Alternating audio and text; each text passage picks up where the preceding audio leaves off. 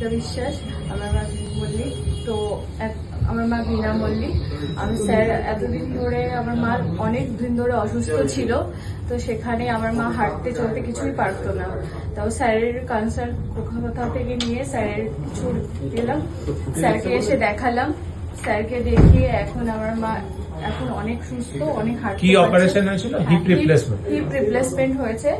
এখন মা হাঁটতে পারছো না আগে, এখন আমার মা পুরোপুরি সুস্থ। 3 মাসের মাথায় আমার মা স্যারকে দেখিয়ে সুস্থ, হাঁটতে পারছে, সিঁড়ি ওঠা নামা সবকিছু করতে পারছে, এখন পুরোপুরি সুস্থ। কতদিন হলো অপারেশনে? অপারেশনে 10 মাস হয়ে গেছে। এখন উনি টোটালি সুস্থ। পা ছোট ছিল কতটা? 4-5 সেন্টিমিটার।